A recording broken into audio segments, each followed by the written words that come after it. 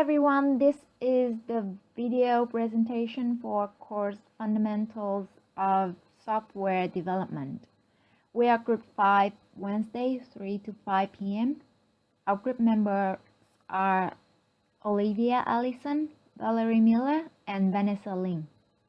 Olivia will start the presentation. Pizza type method within the menu class. Here we have the set layout to null, and we have the background here as our color, and we have these numbers here which outline the width and the height and the position for each element. Here I have the data for my table. I have all the pizza types: margarita, sausage sizzle, Hawaiian, chicken, and veggie lovers. In the next column over, I have the different types of toppings that you are able to add to the pizza. And finally, in the third column, I have the sizes. This string allows the Java to get the name, toppings, and sizes of each of the pizzas. I gave them each individual pizza numbers to differentiate between them. The date from this is being pulled from my pizza method, which is shown here.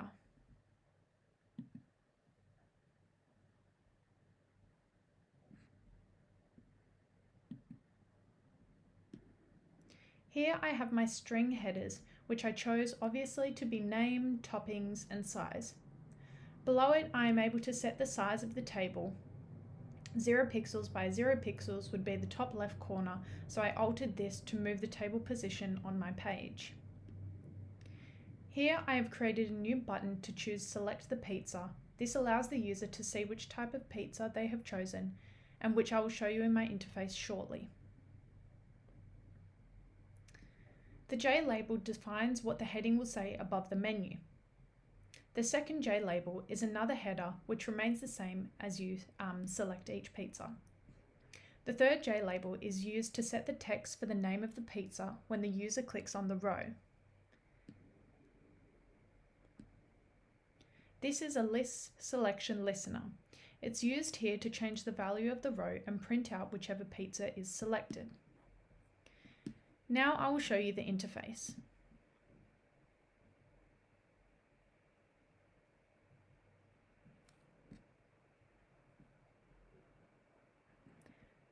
As you can see here, we have our title and we have our use selected. As I click on each pizza, it shows me the pizza that I have selected. It also shows me the toppings and the sides in the columns next to it.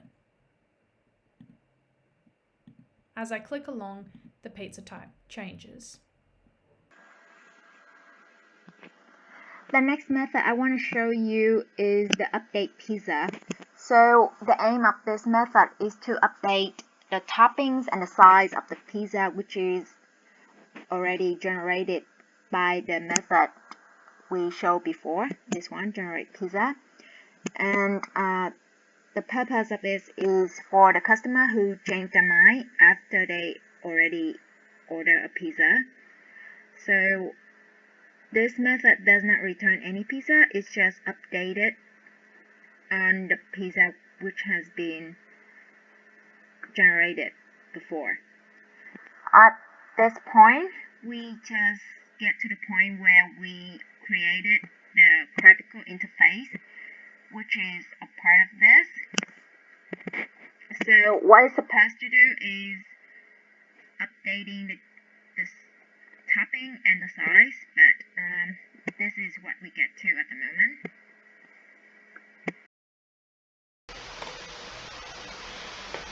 As was mentioned, we have created and set up a table with sample data of different pizzas of various types of toppings and prices. In order to retrieve those data, we have created the pizza.java class, where we have declared and created various sets of methods for the name, toppings, size, calories, sauce, and the prices for the pizza. We have then created the getter methods for retrieving all these variables for the UI class. So with the remove pizza method, which was shown here, we have created for loops into retrieving the number of rows for each pizza items within the table. And if the pointers of the items was equals to the one that was chosen. The whole rows of the items will be gone.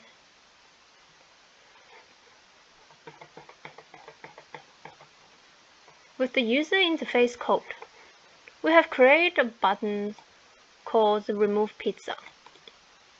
This button, when clicked, will execute the action listener, which was shown here. And when the function runs, the Remove Pizza methods will be executed and then will clear the host selection rows within the table. Here now, I will demonstrate how the pizza items will be removed with the user interface. So here we see the whole table that contains all the lists of pizza items. We could then select the items we would like to be deleted.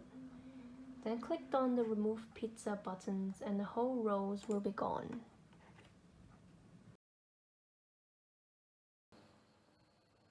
So we've been showing you the methods and the interfaces that we developed with the connecting to the database. We have a problem with that, so what we got is at the moment is that we have set up tables and enter from some data. So that's everything we got, and this is the end of the video. Thank you very much for watching.